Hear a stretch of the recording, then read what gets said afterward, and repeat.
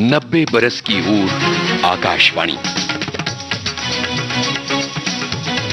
स्मृतियों के स्वर।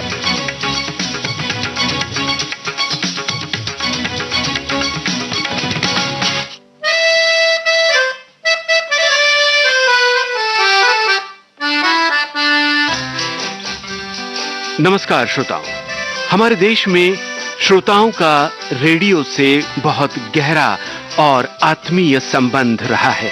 हमारे कई श्रोता रेडियो पर दी जाने वाली जानकारी से लाभान्वित हुए हैं। आकाशवाणी अपने 90 वर्ष पूरे कर रही है।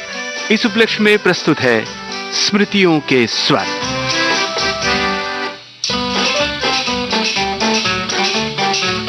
आज इस कार्यक्रम में आकाशवाणी के बारे में अपने अनुभव साझा कर रहे हैं पुणे महाराष्ट्र के श्रोता डॉक्टर सुब्रतो गुहा।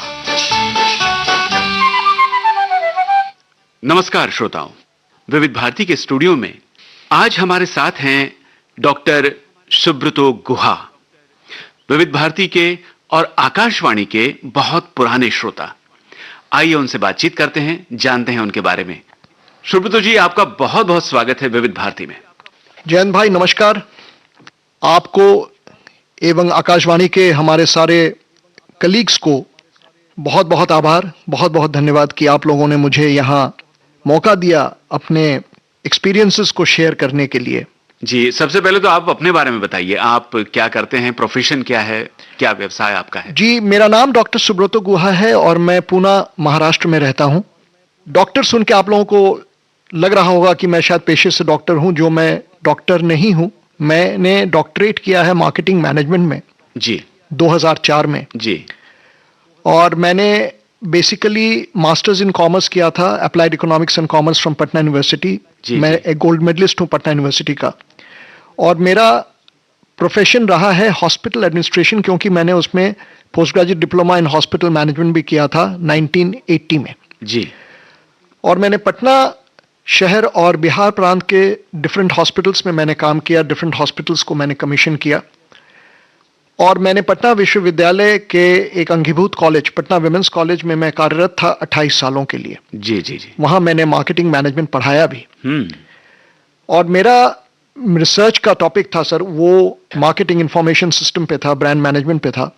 रही बात अभी मैं क्या करता हूं, अभी मैं एक पॉडकास्टर बन गया हूं, कम कंसल्टेंट हूं। अच्छा। पुणे शहर में मैं डिफरेंट हॉस्पिटल्स और डायग्नोस्टिक सेंटर्स के कंसल्टेशन में कभी कभी कार्यरत रहता हूं जी। और रेगुलर बेसिस पे एक यूपी बेस्ड फार्मास्यूटिकल कंपनी और एक पुणे बेस्ड डायग्नोस्टिक सेंटर के लिए रेगुलर प्रमोशनल पॉडकास्ट्स अपलोड करता हूं, मेडिकल पॉडकास्ट्स। जी जी।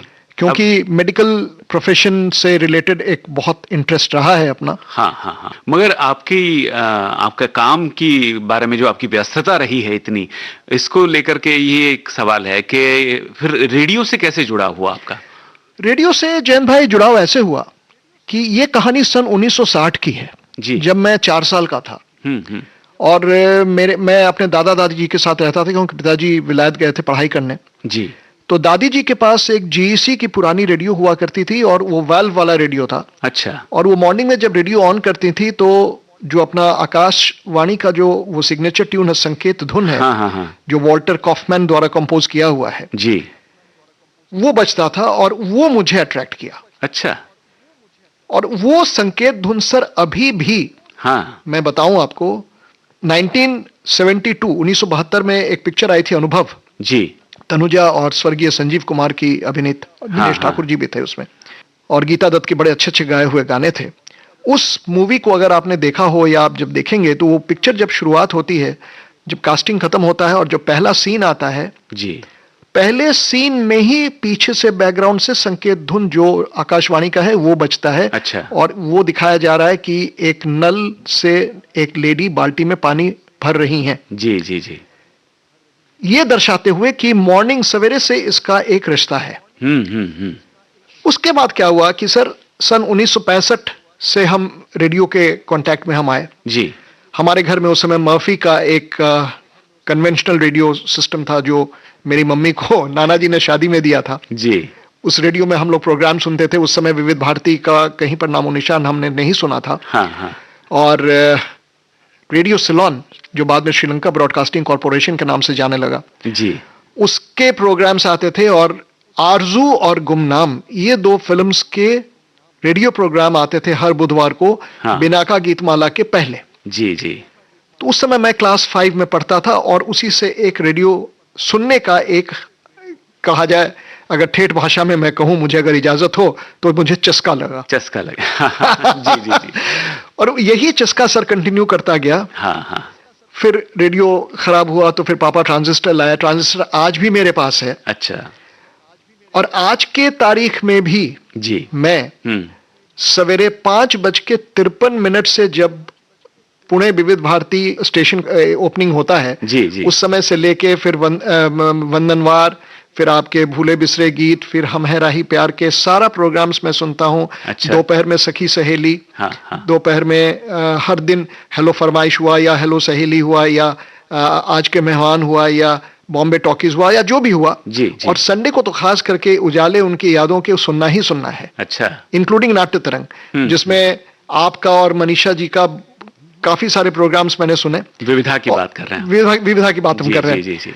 और सबसे बड़ी चीज क्या हो गई कि कोविड के दौरान, हाँ, ये 2020-21 की कहानी है, जिस समय मेरे राइट हिप जॉइंट में फ्रैक्चर हुआ था पटना में। उस समय हम पटना में रहते थे और करीब 8 महीने तक मैं बेड रिडन रहा। 2 बार सर्जरी हुई। उस समय आपके यहाँ एक सीनियर एग्जीक्यूटिव थी श्रीमती रेणु चतुर्वेदी जी जी। उनके प्रोग्राम्स को सुनने का मुझे काफी मौका मिला। और रेणु जी के बताए हुए नुस्खे कोविड में, जो काढ़ा या जो भी लेना है या जो भी नेचुरल चीजों से, नेचुरल इंग्रेडिएंट से बने, नेचुरोपैथी से रिलेटेड जो चीजें थी, उन्होंने जो बताया मुझे, वो हमने सर फॉलो किया। अच्छा। आज के तारीख में सर हर मंडे को खास करके मैं बताऊं आपको, जो आपका प्रोग्राम आता है सेहतनामा शाम के 4 बजे सखी सहेली के बाद, वो मेरे लिए बहुत इंपॉर्टेंट है। क्या है कि उसमें जो डिफरेंट टॉपिक्स पे आप लोगों का प्रोग्राम आता है, वो मेरे पॉडकास्ट्स को डिजाइन करके, पॉडकास्ट्स को अपलोड करके, पॉडकास्ट्स का कंटेंट बनाने में हमको बहुत उससे मदद मिलता है। अच्छा। क्योंकि उससे क्या होता है कि एक ज्ञानवर्धन होता है, एक नॉलेज में इजाफा होता है। नॉलेज की इजाफा की बात करें तो सर आपके कलीग हैं यूनुस भाई, यूनुस खान साहब। यूनुस खान साहब का जो प्रोग्राम हर शनिवार को रात को 7:45 बजे आता है, जिज्ञासा, उसमें सर इतने चीजों की जानकारी मिलती है कि मैं आपको क्या बताऊं। एक अभी रिसेंटली करीब 2 महीने पहले की बात है, उन्होंने एक दिन एक पर्टिकुलर प्रोग्राम पे बात किया था ब्लू इकोनॉमी पे। जी। आप बिलीव नहीं कीजिएगा, मुझे ब्लू इकोनॉमी के बारे में कोई जानकारी नहीं थी जी, लेकिन उस प्रोग्राम को सुन के मैंने अपने नॉलेज को अपडेट किया कि ब्लू इकोनॉमी क्या है, after all what is it, what is it all about, why is blue economy so important these days. क्यों वेव्स 2025 से ये, हाँ, वेव्स 25 पे भी जो आपका सर कवरेज आया, उसमें आप लोगों ने जो अलग अलग पार्टिसिपेंट्स का जो भी एग्जर्प्ट्स आपने रिकॉर्ड करके हम लोगों को सुनाया, या सर ऑपरेशन सिंदूर में जी जो कवरेज आया, मैं बताऊं जैन भाई कि रेडियो का बहुत बड़ा रोल रहा है। मैं तो मानता हूं, मैंने अपने घर में भी अपने पत्नी को, बेटी को, बहन को, भांजी को, सबको बोल रखा था ऑपरेशन सिंदूर के दिन के समय, वो 4-5 दिन आप यूं समझिए कि 7 मई से 10 मई तक, कि don't listen to any social media upload, just listen to All India Radio. अच्छा। हम मानते हैं सर ऑल इंडिया रेडियो या आकाशवाणी का बहुत बड़ा रोल है जहां तक ऑथेंटिसिटी का सवाल है। मैं बताऊं आपको जैन भाई, एक पर्सनल शेयरिंग करूंगा कि मेरे आंखों में कुछ प्रॉब्लम है। I suffer from drug induced macular degeneration, इसलिए बहुत ज्यादा टेलीविजन मैं नहीं देखता हूं except cricket matches and Republic Day on Independence Day programs etcetera. अच्छा। मैं रेडियो ज्यादा सुनता हूं, और रेडियो में भी मुझे लगता है कि विविध भारती आकाशवाणी से बेहतर कोई भी कवरेज नहीं है, क्योंकि एंटरटेनमेंट के अलावा जी नॉलेज जी जो आपको मिलता है।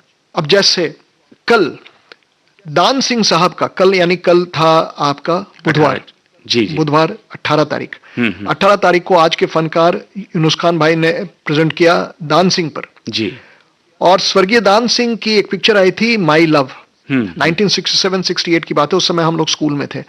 उसके जो मुकेश जी के गाए हुए जितने भी गाने थे, उसमें लक्ष्मीकांत प्यारेलाल, शिव हरि, मनोहारी सिंह का बजाए हुए म्यूजिकल इंस्ट्रूमेंट्स का जो इन्फॉर्मेशन उन्होंने दिया, जो जानकारी हम लोगों के पास नहीं थी, it was a news for us. ठीक है, ये बात और है कि मुझे इंटरेस्ट है इन चीजों से, तो मुझे बहुत अच्छा लगता है। मुझे जब जानकारी मिलती है मुझे लगता है कि this is something which I have gained.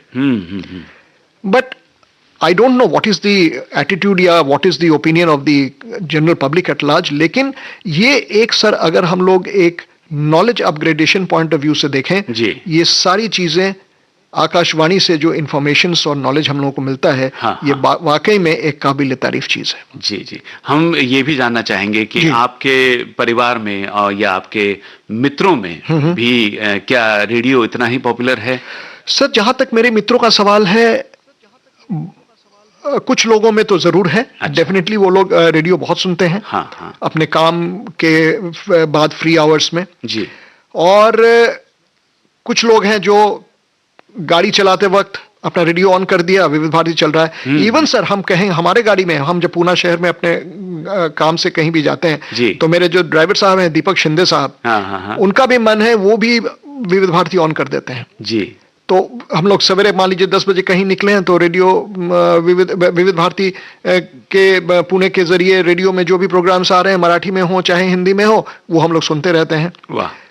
तो अच्छा, जब शाम को कहीं निकलना हुआ तो it is a matter of fact and it is a matter of discipline for me कि हमको उस समय सर आने वाले चाहे सखी सहेली हो, चाहे जो उस दिन का कार्यक्रम हो, वो हमको सुनना ही सुनना है जी। अब जैसे आज से 2-3 हफ्ते पहले की बात है, किसी एक शनिवार को मैं बाहर निकला हुआ था, तो उस समय राजशेखर जी जो एक बहुत फेमस गीतकार हैं, हाँ। उनका प्रोग्राम का एपिसोड आ रहा था, सेकंड या थर्ड एपिसोड आ रहा था जी। तो हमने जब ऑन किया तो दीपक जी ने मेरे से पूछा कि भैया ये क्या सुन रहे हैं आप? तो मैंने उनको बोला कि भाई राजशेखर को आप नहीं जानते हो, वो एक यंग गीतकार हैं, हाँ। बिहार के हैं और अच्छा बोलते हैं। हाँ कम जी। से कम उनकी बातें सुनो, सुन के भी आदमी को अपना ज्ञान बढ़ता है, अपना एक्सपीरियंस बढ़ता है कि किस तरह उसने अपने आप को स्ट्रगल करते हुए एस्टैब्लिश किया। जी। क्योंकि सर मेरा ये मानना है कि आजकल ये जितने भी हम लोग प्रोग्राम्स सुनते हैं आप लोगों के ब्रॉडकास्ट के जरिए, हाँ। जो लोग अपने शेयरिंग्स करते हैं उसमें अपने स्ट्रगल और अपने एक्सपीरियंसेस के बारे में वो लोग जरूर शेयर करते हैं। बिल्कुल। और उनसे हम लोगों को सीखने का एक बहुत बड़ा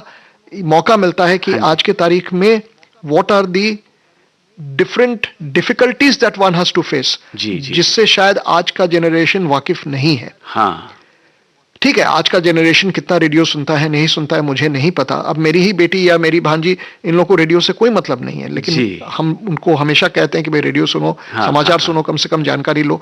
खैर अपनी अपनी इच्छाएं हैं, अपना एक एटीट्यूड है, वो अलग बात है सर। सुब्रत जी, आप ट्रांजिस्टर पर ही ज्यादा रेडियो सुनते आए हैं जी। मगर अब समय बहुत बदल गया है जी। अब मोबाइल एप्लीकेशन का भी मेरे पास फैसिलिटी अभी तक नहीं था, लेकिन इन बहुत वेरी नियर फ्यूचर हम एक स्मार्टफोन, क्योंकि सर हमको आंखों में प्रॉब्लम है, मैंने बताया था, स्मार्टफोन ऑपरेट करना उतना मेरे लिए सहूलियत वाली चीज नहीं है। जी, लेकिन जी। मैं सीखूंगा सर कि हाँ। उसमें न्यूज ऑन AIR एप्लीकेशन हम कैसे डाउनलोड करेंगे और कैसे उसको अप्लाई करके कैसे सुनेंगे, क्योंकि अनइंटरप्टेड प्रोग्राम अगर सुनना हो बिल्कुल तो हमारे ख्याल से एप्लीकेशन के जरिए सुनना ही सबसे बेहतर उपाय है। सबसे बेहतर उपाय है। सही बात है। जी जी।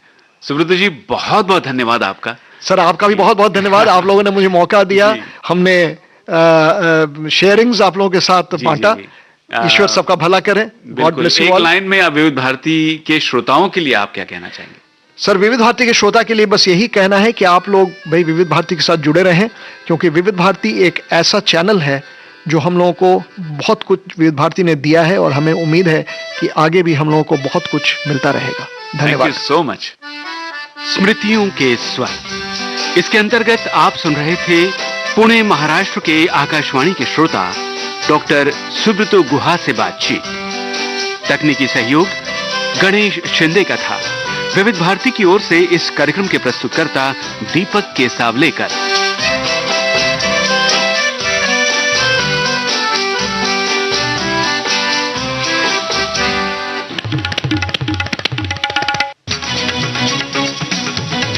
स्मृतियों के स्वर।